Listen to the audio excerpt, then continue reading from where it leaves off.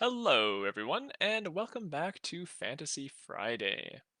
So, today we are going to be reading chapters 41 and 42 of The Tiger and the Wolf. And we left off last when Asmander, having a change of heart suddenly, decided to infiltrate the wolf camp, kill Amian Shatterzoak, who was torturing Broken Axe, and rescue him. And now we believe that both he and Broken Axe are trying to rescue Maniye as well. And that's where we left off. So let's find out what's going to happen next with chapter 41. She had not wanted to believe it at first. As soon as she thought of the secret, she had tried to rid her brain of it, as though it was yet another soul jostling for room there. But the idea refused to go, and, looking into the shadowed eyes of Calameshly Takes Iron, she saw the confirmation. She knew, and he saw the knowledge in her. She could destroy him, or at least she could try. If she convinced Akrit of what she had intuited, then he would turn on his own priest. What price angering the wolf then?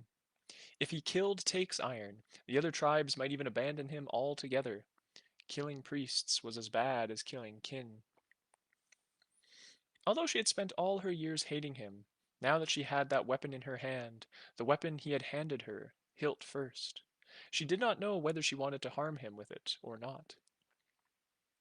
He had backed out of the tent, stiff with the knowledge of what she could do to him, and she had turned away from the intruding moonlight and tried to think.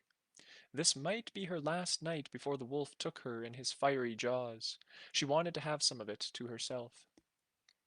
But no, she heard his tread again, coming back to her, this time padding in the shape of his god.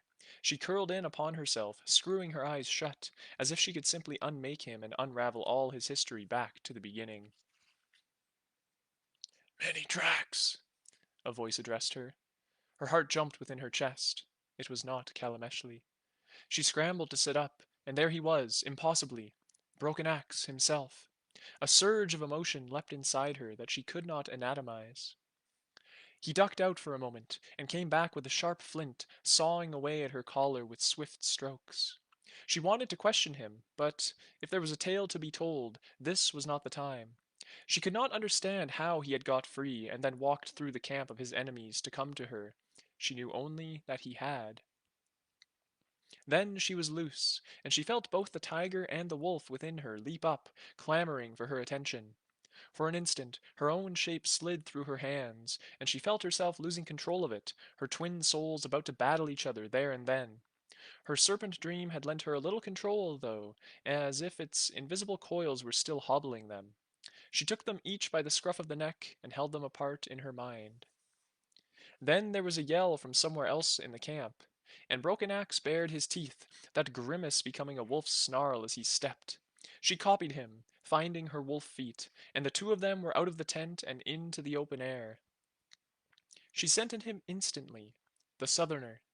He was crouching by the tent flap, but Broken Axe stood beside him, and so she understood that somehow the dark man was here as her ally, not her enemy.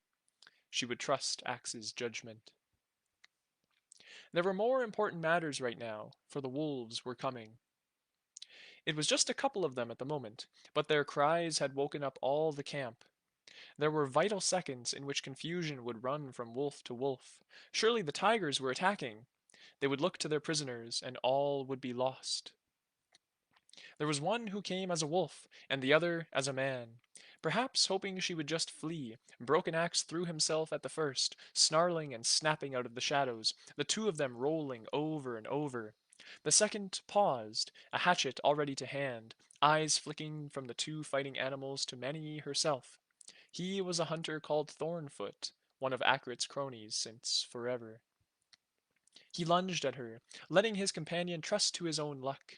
He was coming in with an open hand, though, grabbing rather than attacking, just as if she was still the girl he remembered. She got her teeth into his fingers and shook her head savagely, and he howled with pain. Bones ground between her jaws. Then the axe came up, a swift feint at her that sent her skittering back, his blood in her mouth, and Asmander cut him down. The Southerner made his rise from the shadows flow into the downward cleaving arc of his sword, a single fluid motion. The stone teeth of the weapon sheared into Thornfoot just where his shoulder met his neck, and the man was snuffed out just as swiftly, live meat to dead meat, in an eye blink. The taste in Maniye's throat was abruptly that of a corpse. Go, now! Asmander urged. Broken Axe had seen his opponent off, sending the other wolf running with his tail between his legs. The whole warband was conveying on them, though. They were in the heart of their enemy's little domain. Maniye had a sudden vision of herself ending up with the altar at her back, the whole escape attempt nothing more than a means to bring her to sacrifice. With me! The Southerner was herring off through the camp. He was still a man, not even in his fighting shape. Broken Axe shared a look with her, wolf to wolf, and she saw that neither of them had a better idea. She saw a wolf leap at Asmander, enraged beyond all telling by the foreigner's intrusion. He caught the animal with a swift upward swing that barely seemed to interrupt his sprint, yet cast his attacker away trailing a spray of dark droplets. Others were massing into a pack, though, and there would be archers. Even the greatest warrior in the world could not fight all of Stone River's hunters together. And yet she followed the Southerner, Broken Axe coursing alongside her. There were jaws nipping at her heels, and she saw an arrow darting almost lazily above her, close enough that she could have jumped and caught it. She could hear her father's furious bellow. A man came at them with a spear, driving it for Broken Axe's side. Axe twisted away, almost belly to the earth to avoid it, and Maniye leapt into the attacker's face, snapping jaws one moment, then stepping to her tiger shape to slap him down with her greater weight, raking him a little with her rear claws even as she kicked away. But there was nowhere to go, and Asmander was at bay now, his back to the river. Still he was calling to her, calling to both of them. With me! With me! An arrow clipped his arm and hung in the thick fabric of his coat. And by then there were enough of the wolf close behind her that all she could do was head towards him. All her options in this whole doomed venture had narrowed to that. Step! Asmander yelled, and hang on! He had slipped his blade away and was reaching out with empty hands. Broken Axe reached him first, clasping wrist to wrist and being yanked closer, and then Maniye just threw herself forwards. For a terrified moment she did not think she could resume her human form, the souls within her twisting in rebellion. But then she slammed into Asmander, arms about his waist, hard enough to knock him into the water. She felt him step. His body thickened suddenly, her grip slipping and scrabbling over ridged and rugged scales. She thought she would lose her purchase on him altogether, but then she had hold of a stubbly limb, her legs wrapped about the strong barrel of his torso. He was driving forwards into the water with great flexing contortions of his spine. She could barely snatch a breath of air, held under water half the time. Arrows and even spears were lancing into the river like murderous kingfishers. She saw at least one strike solid against Asmander's armored back, but simply glance away. And then they were out of the camp, even though there were wolves trying to pace them along the banks. With the current and his thrashing strength, Asmander was making them run hard to keep up with him. All the while the banks grew higher, the forest more snarled. From then on, simply giving herself a half breath of air was all Maniye could concentrate on. The next she knew, she was lying half conscious in the forest by the riverside, soaked through and chilled to the bone. Dawn was still some way off, and someone was trying to prise her out of her clothes. She kicked and spat, stepping into a very sodden tiger, her back arched and hissing. It was Broken Axe, she realized. He lifted his head, plainly listening for any suggestion they had attracted attention, then held up a tunic and a coat, dry clothes produced from somewhere. He himself was as bedraggled as she was. She regained her human form with a quick nod, and stripped away her river-ruined clothes, struggling into the new garments, which were too big for her. Broken Axe had acquired dry leggings and a thin tunic, and was now tugging them on unself-consciously. After he had the coat firmly wrapped about her, she realized that Asmander was still with them, wearing several layers less than he'd sported before. There was something important that had struck her about him during that mad river ride, but it was gone from her head now. We can't risk a fire, of course, she guessed. So what happens now? If you're fit enough, we travel, Broken Axe told her. The Southerner has somewhere to go. Does he? Maniye fixed Asmander with a hard stare. What do I think about you, son of Asman? His title came to her even as she spoke. She hoped that using it made her seem even a little more intimidating. Think what you want, he shrugged. But come with me. You're going to trade me to the tiger now? I was not sent to make bargains with the tiger. My father sent me only to the wolf, he replied candidly. I had been promised what I needed in return for you. Long before I even met you was that promise made, back at the stone place when your father went mad. He's always been mad, she told him darkly. So, what about now? Now I do not have what I needed, nor will I obtain it. She shivered, and Broken Axe hugged her to him. She twitched away from him at first, because the stripes on her back hurt, and because she didn't know what she thought about him. He was warmer than she, though, and sharing that with her. We will need to move soon, wherever we go, Axe murmured. She nodded jerkily. So why? She demanded. For a long while he remained silent, his dark face unreadable, then just tilted his head towards Broken Axe. For him! Maniye did not know what to make of that, and she suspected that Axe didn't either, but it was said now, and apparently there was to be no more explanation. So what was it your father wanted anyway? Furs? Timber? She was trying to remember what the horse had been carrying south on their great barges. Warriors! The Iron Wolves! Asmander explained with a fragile smile. Where I come from, they are a myth to frighten children. Perhaps I shall go home and say they are no more than a myth indeed. And where would you lead us now?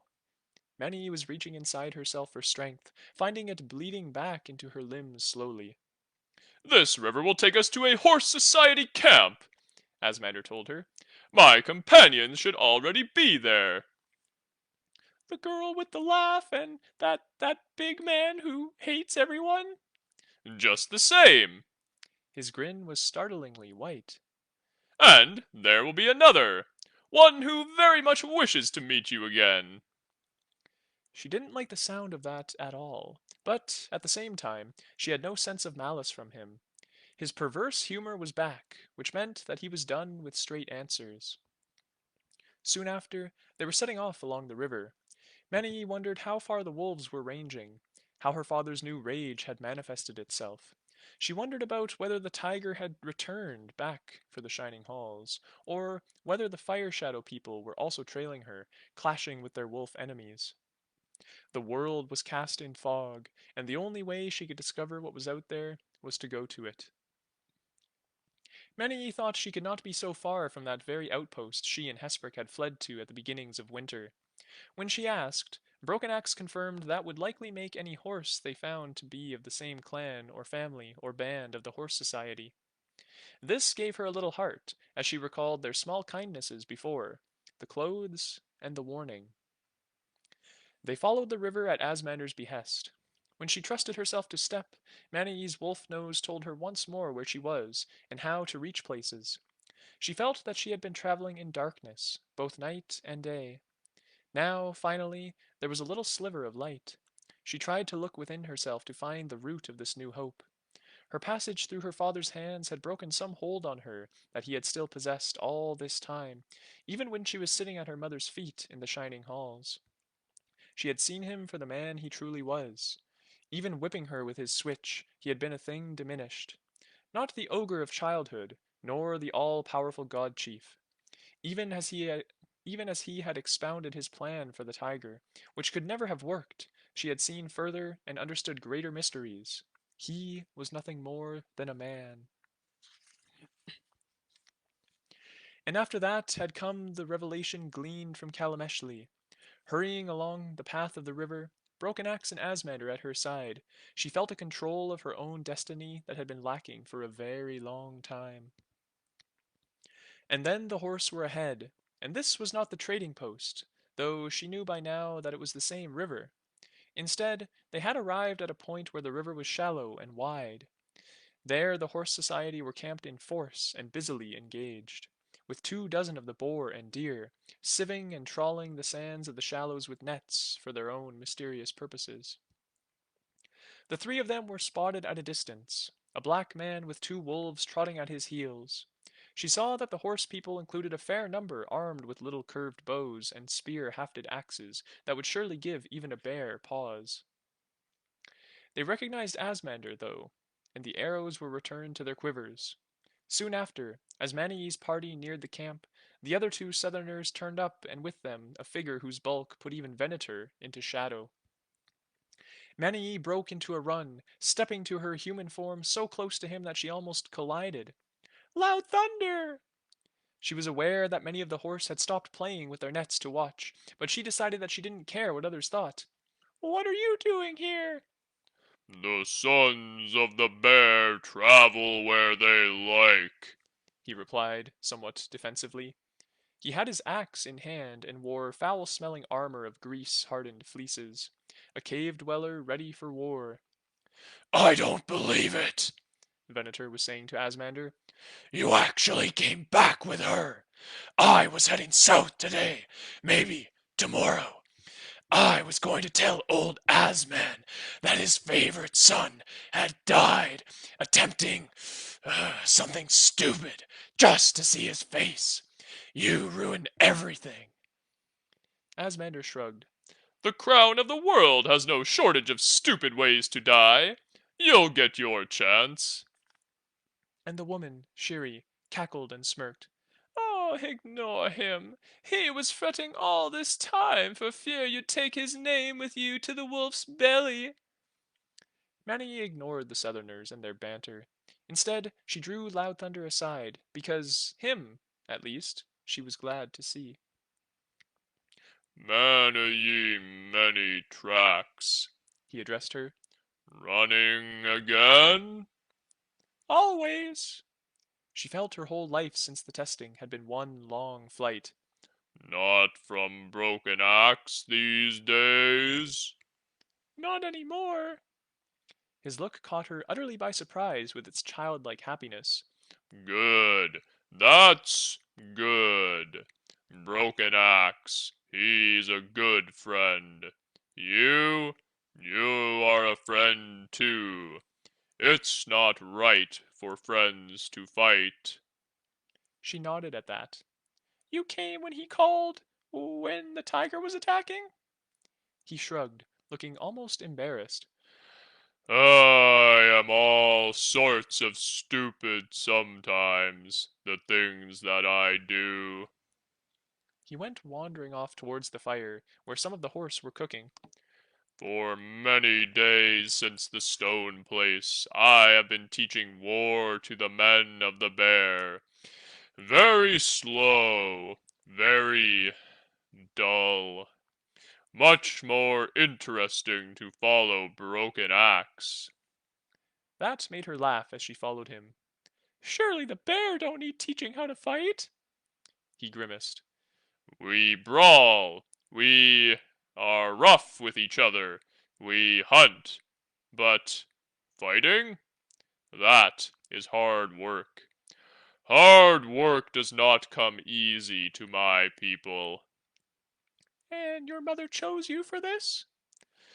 Because I once fought.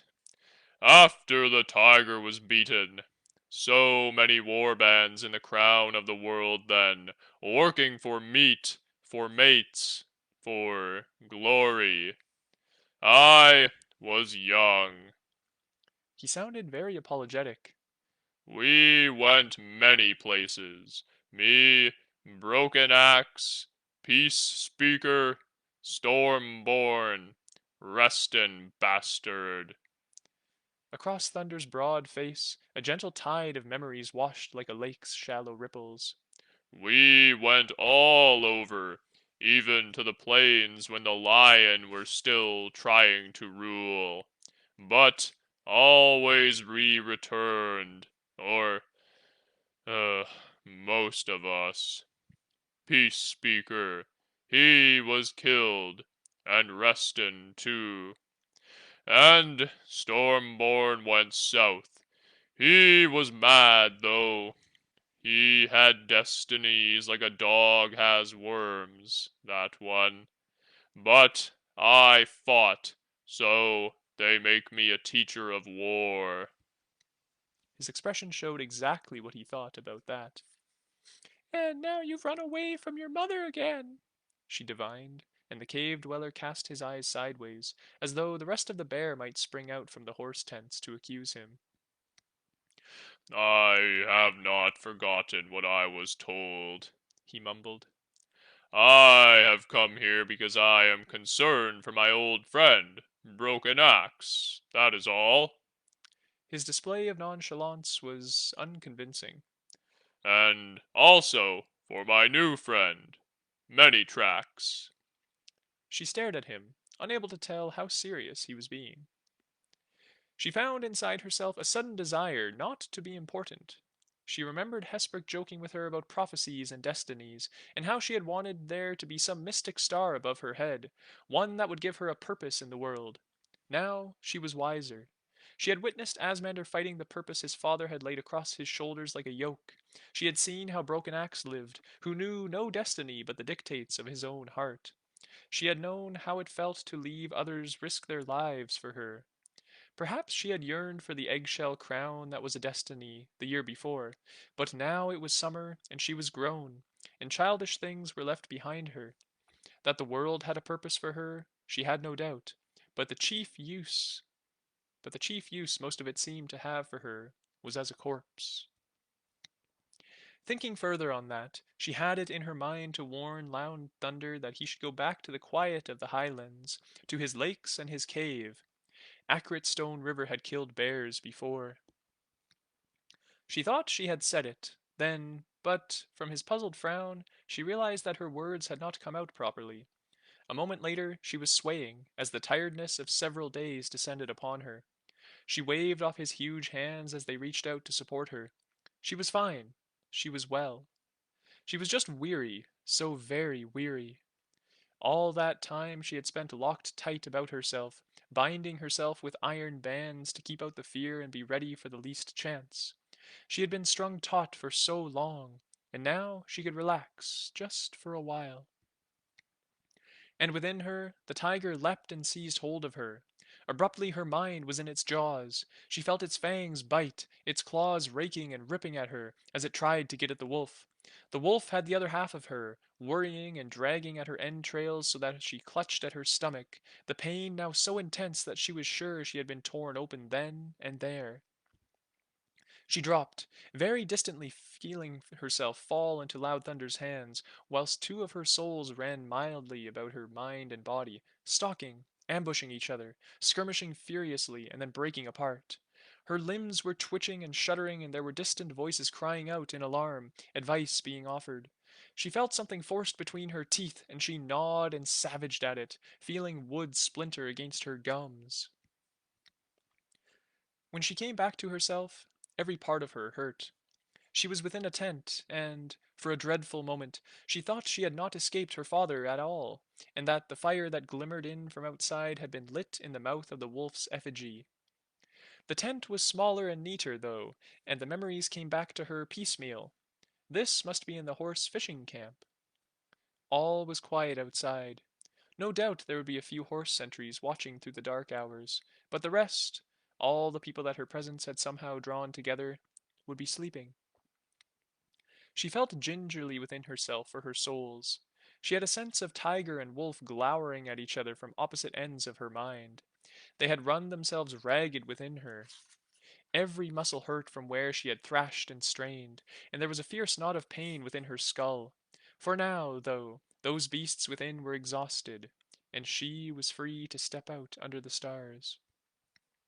The horse had no walls here. There was nothing between her and the world beyond. Her father would be hunting her, somewhere out there. He would find this camp soon. Probably her mother's people would as well. She was the loose end that everyone wanted to tie off or cut away. Left to herself, she might go mad, run ragged across the hills by her two natures.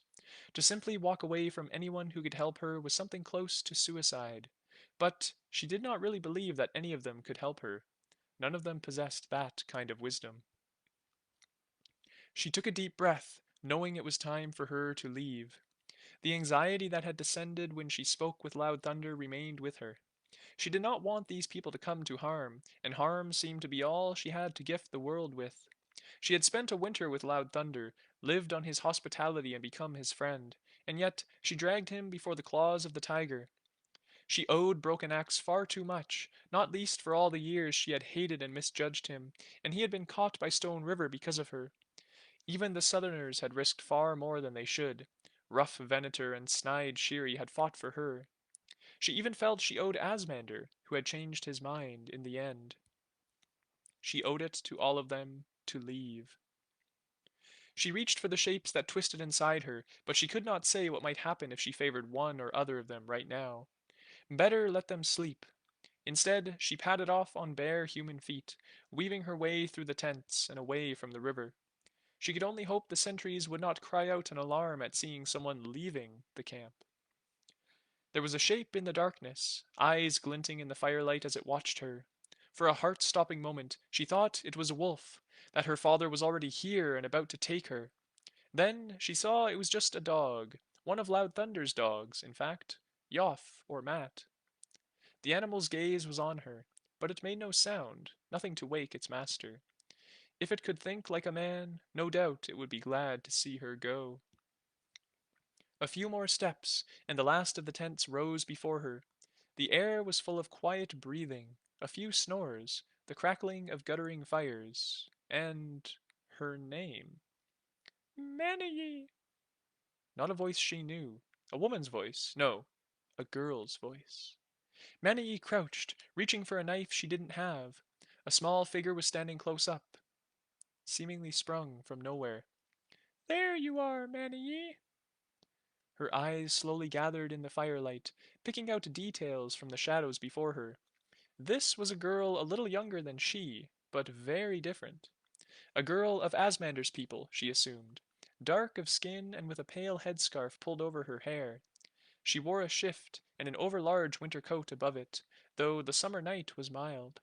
Her face seemed a little familiar, as if Manny had once known the girl's mother. I don't know you. Manny was still motionless. Inside her, she could feel the first stirrings of her soul's reacting to the surprise. But I know you, a little at least, the girl said, taking one small step forwards. She must be one of the children that the horse trade for, Manny thought, recalling something of this sort she had been told. You were at the trading post? Or you've heard them talk of me from Thunder and the Southerners? Is it just because she's of Asmander's people that I think I recognize her? She thought. The girl nodded. She seemed to be very amused about something, but then Asmander behaved like that too, so maybe it was a Riverland's habit. She said, I wanted to talk with you. Why? Nanny asked. And then, because she did not want to get drawn into a rambling conversation with a stranger, I can't. Please, the girl said, do not leave until we have spoken. It's very important. Manny bared her teeth. What's it to you? She hissed. I need to go. It's safer for everyone. Even that was more than she should have said, but that maddening sense about the dark girl was drawing out the words. It was not that she was like Asmander. In fact, the more Manny studied her, the less like Asmander she became, and yet the more familiar. The girl took another step, as careful as if she was approaching a wounded animal. The firelight touched further on the brown of her skin, striking rainbow colors there. Manny started in surprise. There were patterns tattooed onto her skin, gleaming where the light revealed them, endless loops of scales that wound about her forehead, cheeks, and neck. The sight brought a lump of loss to Manny's throat, for of course someone already had died for her.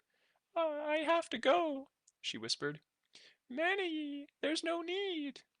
Don't use my name! I don't know you! I owe you nothing! Maniye was fighting to keep her voice down, sure that there must be people stirring into wakefulness in all the tents around them. But I owe you, Maniye, the girl said. I owe you more than a life can repay, the girl said solemnly. Oh, won't you sit with me just a little and talk?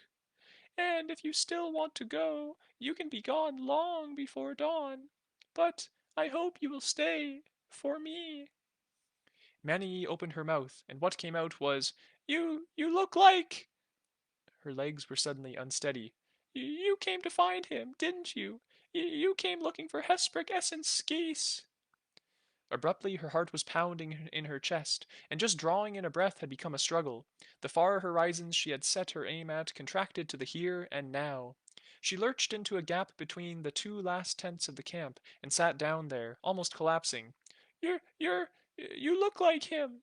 Granddaughter or granddaughter's daughter or we are close, the girl said. Not as close as we should be, I sometimes think.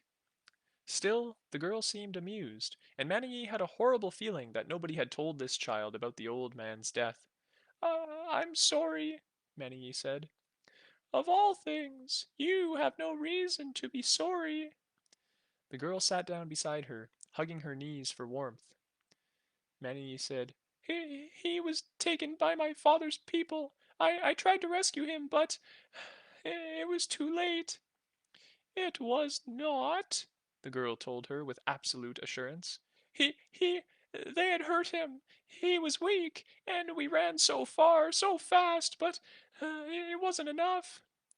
Inside her, the wolf was howling mournfully at a remembered moon, while the tiger lay smoldering in shadow, its head down on its paws. The simple thought of all she had gone through had cowed them both. She was not weeping, she refused to, but, inside, her souls mourned on her behalf. I thought I could do it. The girl's thin arms encircled her cautiously, and she said, forgive me. I am too cruel. I am too fond of jokes that amuse only myself. Many, none could have done more than you did. A death in the mouth of the wolf is a death for all time. Preventing that is all that the world asked of you, and you did it. You have no weapons against time and old age. Many stared at her, bewildered by the words, the tone. The girl's light voice was speaking as though Hesprick's ghost was in her. I don't understand, Maniye whispered, staring into the other girl's eyes, seeing there such a weight of experience and wisdom and dry old humor that she could hardly stand to look. And that concludes chapter 41 of The Tiger and the Wolf. So, it appears Maniye has met the mysterious girl that we ourselves met a few chapters back, wondering who that was. And any predictions as to who that is? I suspect we will find out almost immediately as we begin in chapter 42. Interesting, though, that Manny was trying to leave the camp. Kind of peculiar. She feels like she is such a burden to everyone else that she needs to just take off, which is very unfortunate. I wouldn't necessarily call her a burden. She has a very hard life, but yes, her friends are there for her, so yeah. Let's see what she ultimately decides to do as we read chapter 42. The dark girl sat beside her at the edge of the camp. The fires were behind, the measureless night extending before them. There were wolves in that night, and the sullen shadows of tigers, but for once Many had no thought for either. Knowledge was echoing inside her, making her head ring like a bell. She had come to the brink of revelation, that deep understanding of the world that changes all things. It was not something that she was equipped to deal with. A great many things she had once thought were immutable had become fluid and uncertain through just a handful of words. I told you, when we first met, that my people were special, the strange girl told her, grinning with bright teeth. You were asking then. You thought Southerners were dark, burned black by the sun. And, as you see, we are. Hesprick wasn't, because Manny could not bring herself to say, You weren't. as if such things were everyday matters. The girl shrugged, smiling. And if I have the chance to grow old once more, then, when I am old and my skin grows loose and brittle on me again, I shall seem pale to you once more. And and then? Just a whisper from Maniye. This felt like either madness or the sort of lore that gods guarded jealousy. But the girl continued, quite unconcerned with supernatural retribution. And then I shall find myself somewhere alone, and at the end of my body's strength, and I shall seek peace and go find the serpent beneath the earth. And I shall touch his coils, and partake of our mystery, and I shall be born anew and be young once more, just as I am now. Many asked, as a boy? A man, I mean? Again that carefree shrug. Who can say how matters may fall out? I did not know, this time, if I would succeed. I thought that it might be a final death, despite all your bravery. The crown of the world is a long way from those places where the serpent is strong. But my faith is rewarded. He is beneath the earth, even here. And Mani could restrain the question no longer. How many times? How often have I shed my old skin? The girl's eyes glinted as she looked at her. Yes, are you told me, during the winter, of the oldest kingdom that your people lost at the start of the world. Were you. Was I there? The girl laughed gently, and it was that sound which made her Hesprick. A young throat, but an old laugh. No, no, I'm not so old that I laid any pair of eyes on those wonders. And then she grew reflective. But I spoke once with an old, old priest who did. Or so he said. Many felt an almost crippling sense of time, for here was an ancient being in the body of a 13-year-old girl, speaking in odd tones about one who had been truly old. And at last Hesprick sighed and admitted, 8 times now, and that is plenty of years enough. Were you a man or a woman? Many asked. First of all, I mean. I'm not sure I can remember. Hesprick shook her head. A little of the memory sloughs off with the skin each time. We shed our childhoods soon enough. She looked up, finding the moon in the sky just as that pale crescent cut its way out from the clouds. And will you leave now? Leave? Manny asked. For a moment she could not think of what Hesprick meant. You were planning to go, because you did not want to hurt people, I think. I The tiger has been here but 2 days ago, Hesprick said. Many stared at her. They come asking after you, Hesprick continued. None was there than whom they might have marked, but their queen was with them. An uncertain, shocked sound escaped Many as though she had been stabbed. The queen? She did not announce it, but these eyes of mine knew her, the girl confirmed. And no doubt there will be wolves howling behind the camp soon enough. Then I must leave, Maniye decided. Leave in the daylight. Leave with me. Why? Because I owe you a debt, Hesprick said. I know that some of the others have fought for you, for their own reasons, but I owe you my life twice over, and what I can do for you, it shall be done. Hearing so young a creature make so solemn an oath should have seemed absurd, but there was a current of certainty in Hesprick's voice that most people could have lived 100 years and not achieved. You can't help me, Many insisted. My father and my mother hunt in vain, because I will destroy myself. My body has 3 shapes and they're at war. I don't know what to do. I don't know how to save myself. And all her resolve had crumbled with the words, leaving her voice shaking. I have too many souls, and they're tearing me apart. Hesprick put a youthful arm about her shoulders and hugged her close.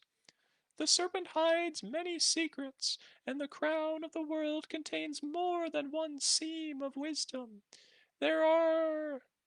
And then the girl trailed into silence, cued by a change in the way Mani held herself. Or perhaps you have thought of something. Hesprick finished quietly. Maniye looked at her, feeling as though she had donned the halved face of an Erie-man. Wolf eye, tiger eye, wolf eye, her souls jostling behind her visage.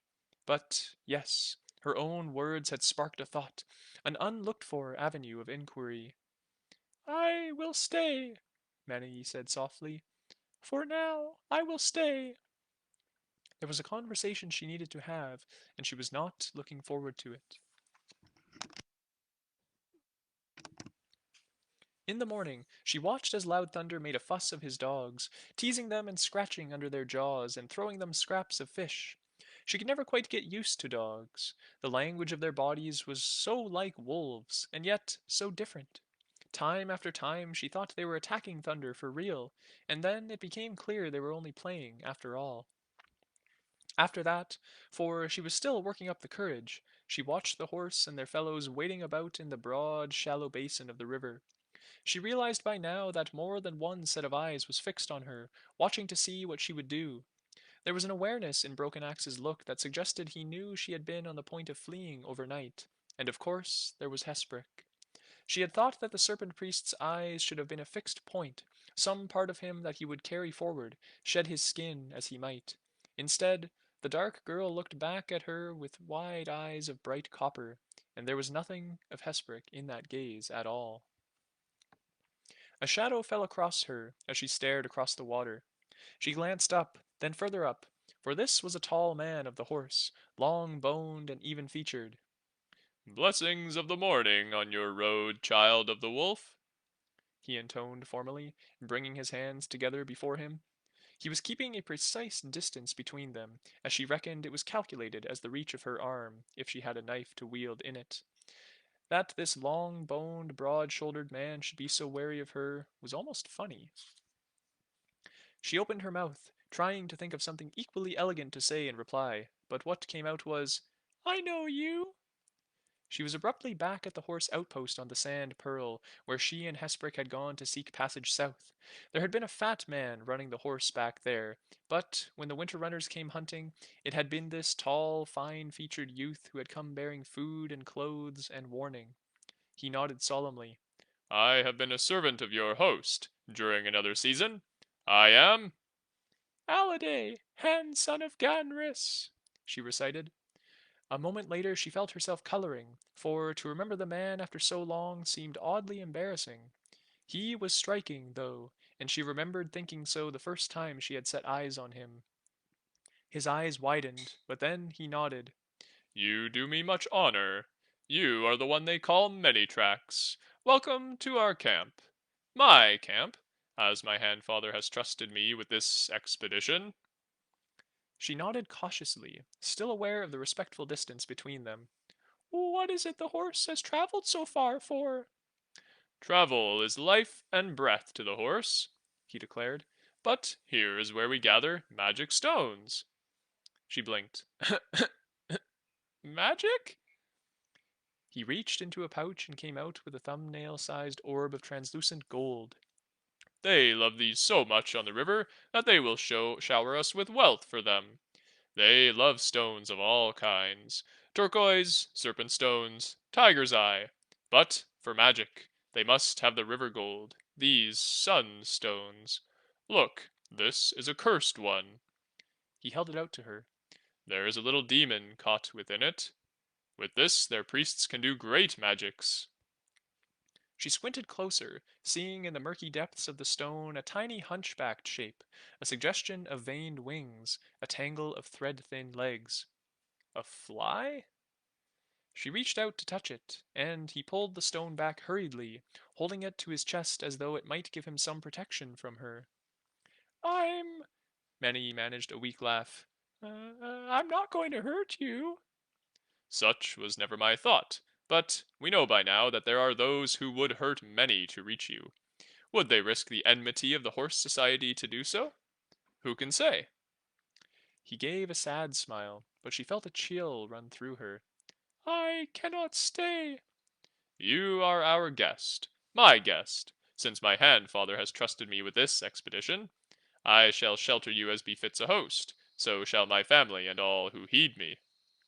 And as I am your guest, I cannot stay, she completed. I would we meet in happier times.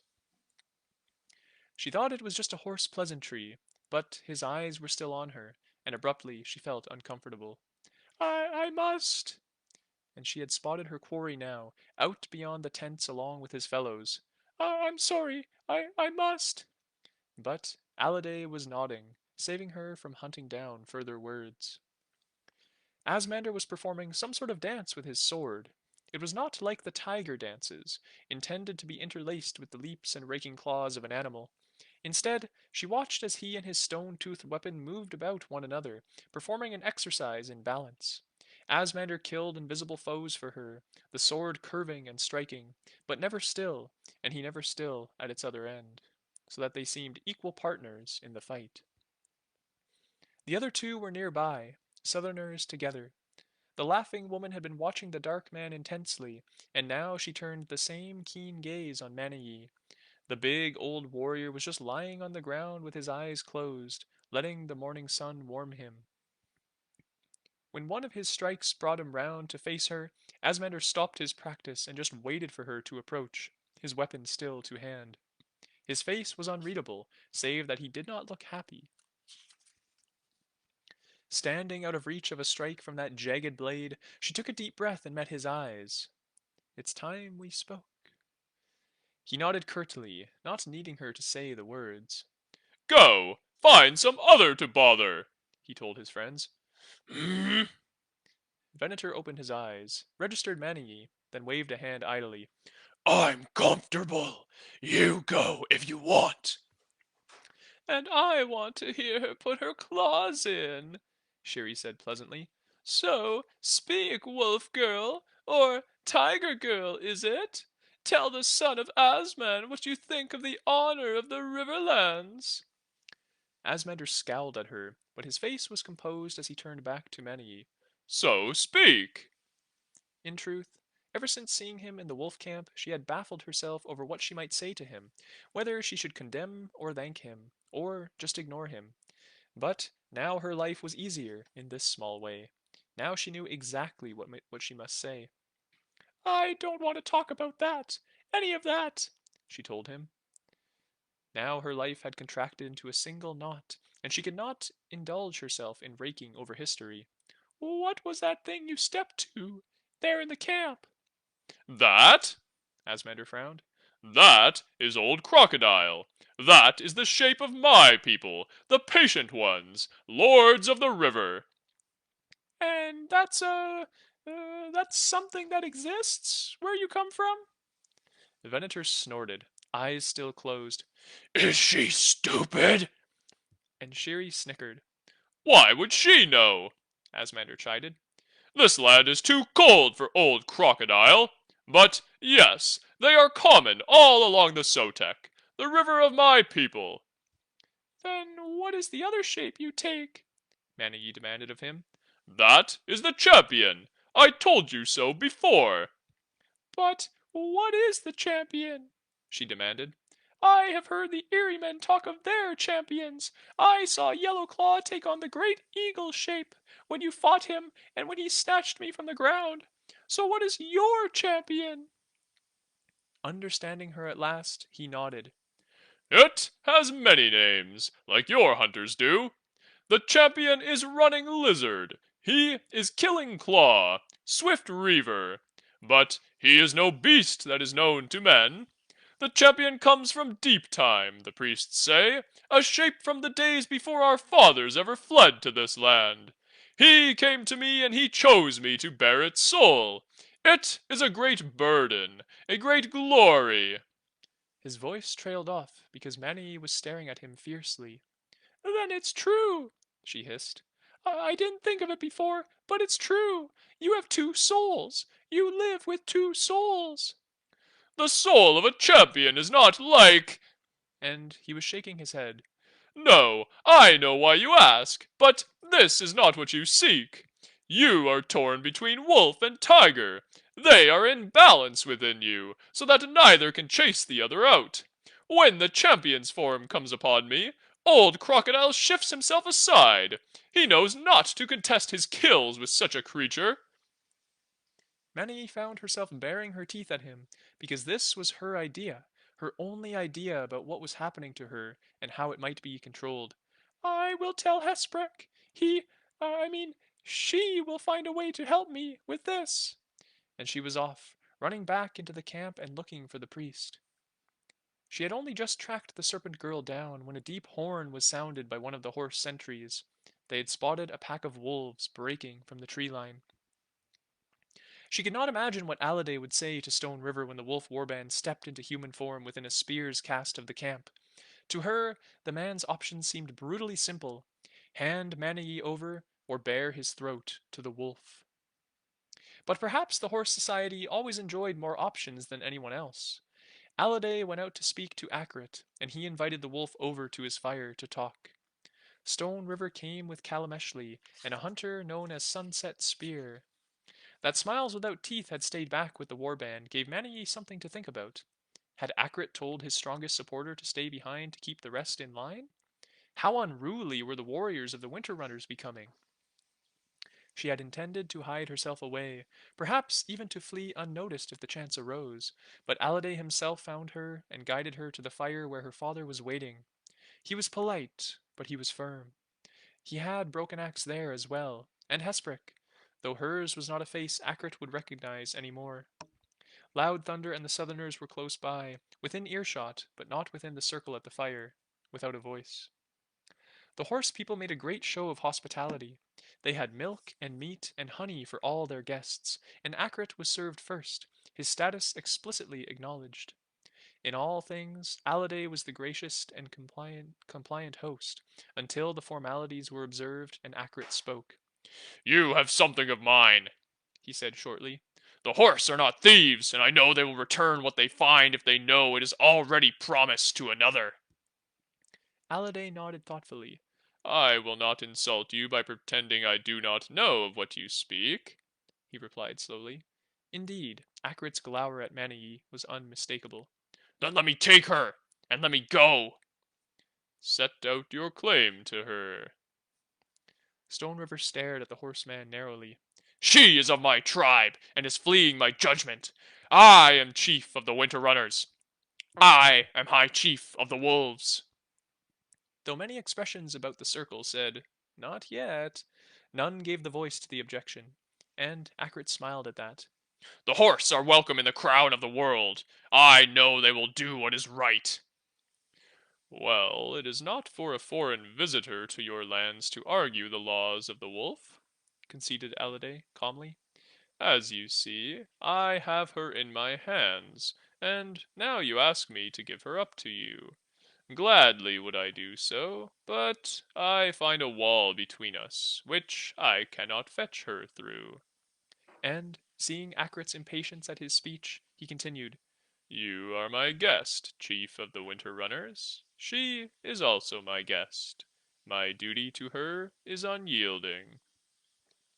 Stone River snarled and started to say something heated, but Alliday went on, more forcefully. The duty of host to guest is known to all peoples, in all lands. I would be cursed if I forsook it. The wolf chief was coloring with anger, but Kalameshli leant in and murmured something that restrained him. At last he got out, And how long is she to remain your guest? I suspect your coming here will prolong it, Alliday said, with every appearance of regret. A guest that brings trouble to her, host, is no guest. Alliday spread out his hands, appealing to the sky and then to the horizon. That is not a distinction that any god will make when my soul is weighed. I have taken her as my guest. I must live with that. I told the tiger the same. Akrit went very still. Did you so? They were equally unhappy with my words. Maniye kept her own face devoid of expression, knowing that any words Alliday had given the tiger had taken place before she had ever become his guest. But of course, Akrit could not know that. The horse would be unwise to anger the high chief of the wolves. The high chief of the wolves would be unwise to cut himself off from the horse. or to give the men of the horse more reason to aid the tiger. All know the Shadow Eaters. That is your term? You are now down from their high places. We of the horse have traded with wolf and tiger freely, as we trade with boar and deer and seal and hawk, and even with the bear sometimes. Many are the goods we bring from all the lands south of the crown of the world, and of all the families of the horse, my handfather Ganrus heads the greatest. So let us not rattle spears, my guest. Maniye's abiding memories of her father were of his short temper, but here he mastered his rage, husbanding it until he could use it. So, what says the horse? He demanded. Amongst my people we have found ourselves in this position more than once, Alade said patiently. It is my duty, as hetman here, to see if the grievance between my guests may be settled by trade or by promises. I would have to know the faults laid at the feet of many tracks. Hearing her hunter's name mentioned, Akrit's lip curled, but he did not try to strip her of it. I do not choose to recite her wrongs again, he replied, affecting boredom, save to say that, wherever she travels, she raises enemies against the wolf. How is it that she now turns the horse against me? And now a little genuine frustration was leaking into his words. For that alone, I would hunt her down. Then Kalamushli touched his arm, cautioning him, and he subsided. There is nothing to be offered by you that can cool my need to have her. The wolf demands her. And if I was to take her away from the wolf, and from all the lands of the wolf? Halliday asked softly. Stone River frowned. Away where? Out of the crown of the world, to other lands where neither tiger nor wolf holds sway, to where the fords meet, joy of the world, or to the riverlands that lie further still. She can work no ill to you if she is so far beyond your horizon. Many expected her father to throw those words back in Alladay's face almost immediately, but his face twisted darkly, and he said nothing for a few precious seconds. Even for such a short time, that idea was something he considered. And then Maniye thought, have I truly become so much of an annoyance to him that he would simply be glad to see me gone? Or say an embarrassment rather than annoyance. He could not use me against the tiger, but so long as I am alive and free in the crown of the world, I am something that another tribe could use to shame him. Yet, if I am gone. But Akrit was shaking his head. It cannot be! How could I believe she was gone? Unless I saw her corpse, was the unspoken addition that perhaps only Maniye heard. Alade was opening his mouth, perhaps feeling that he could press his case further, but then Akrit added, And even if she were gone, what about the other betrayer? Of whom do you speak? Alade was baffled. Of me, Broken Axe put in. He speaks of me. I do, Akrit agreed. I do not know how the men of the horse regard oaths, but this man swore many times to do my service, and yet he betrayed me and lied to my face. In the lands of the wolf, that gives me the right to his pelt. How stands that behavior with the horse? It it is not recommended, Alade said, glancing at Broken Axe. He was instantly on more unsure footing now that a real crime had been named. How do you answer? These claims are true, Broken Axe acknowledged, and my reasons for doing so are nothing that would satisfy the wolf. But if it is I who Stone River has gone so far to catch, then let him hunt me. Let the girl go south. That is fitting. I have made all this come about. Let him hunt me alone. He said it with such careless calm that Maniye was almost angry with him. Seeing Alade about to answer, perhaps even to condemn, she burst out, I'm not going south! Everyone was staring at her now, but she squared her shoulders and went on. Stone River has not caught me for 2 seasons, and he will hunt me for 2 more, and 2 more after that. And I will run beside Broken Axe, and I will kill the winter runners if they are at my heels, just as I will kill the tiger. They were brave words, as wildly overstated as if a coyote had threatened a bear, but she said them with absolute conviction.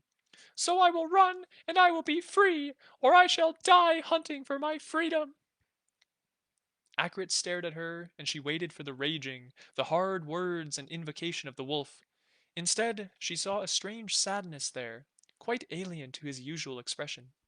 For just that moment, never before, and surely never again, he was looking into other futures where he and she had not grown so far apart. He was seeing the daughter he might have had and might have valued. She held her breath, but already his face was turning sour. It seems you cannot bring harmony to your guests, he growled at Alliday. Then my guests must leave in their own time. If many tracks will run, then I may not stand in her way, The horse hetman stated. as I am your host. I swear that, before tomorrow dawn, she will be gone. As you are my guest, swear that until you shall camp beyond an arrow's flight from my fire, and make no move against her. Akrit said nothing, but his eyes roved the camp, plainly weighing up the prospects of forcing the issue. His warband were surely fiercer fighters than any the horse could muster. They had iron strength to strengthen them. They comprised a number close to that of the horse. Surely it was only the guest bond itself that was now holding Akrit back, and, if he returned to his warriors, would that deter them? But Maniye saw that, of the men and women of the deer of the boar who had been assisting the horse, most of them had a weapon to hand. They had clubs and spears, and some had bows. They had axes and knives, and of course they had horns and tusks. With their numbers added to the horse, the odds against the wolves were much poorer, worse than 2 to 1. Maniye felt as if the ground beneath her had shifted in some strange, foreboding way. The deer and the boar had once been subjects of the tiger, and they were subjects of the wolf tribes now. Farmers and gatherers and fishers bowing the knee to the greatest hunters of the crown of the world. But they were many, even so, and here they had come to work for the horse, learning foreign ways like resistance. Nothing was revealed on Akrit's face to show that he had made some observation, but he nodded and said, You have my word on it, as your guest. and with that, Maniye had another sunset gifted to her, another night in which to plan. When the wolves had left the horse camp, she went straight to Hesprick, because she had one last chance to free herself from her shackles and her rebellious souls, and if she could not do that, then she would not even be able to run. And so concludes chapter 42 of The Tiger and the Wolf. Wow, things are getting a little intense. So we rescued Broken Axe and we rescued Maniye, and, well, as is her fate, it appears, she's been pursued once more. Akrit has found her at the horse camp, and he wants her back. Fortunately, Alliday is honoring the sort of culture surrounding guests, so he is not allowing Akrit to just take her, but rather suggesting that he camp, at least an arrow's shot away so that he can't just catch her in the morning. But Manny intends to leave. Kind of crazy. Kind of crazy. But we'll see what happens. We also saw the return of Hesprix. That's very exciting. It's interesting. The serpent seemed to have the power to reincarnate. We see that Hesprick was a very old man, and then he died, and now he is a young girl. So, still retaining all the wisdom and memories he had previously, which is very, very cool. So, yes, now that we have the band back together, maybe we'll have a little bit of a conflict with the wolf. And also, that interesting bit at the end where Maniye mentioned that she had a plan. So, we'll have to wait and see what happens with her plan and if it works at all.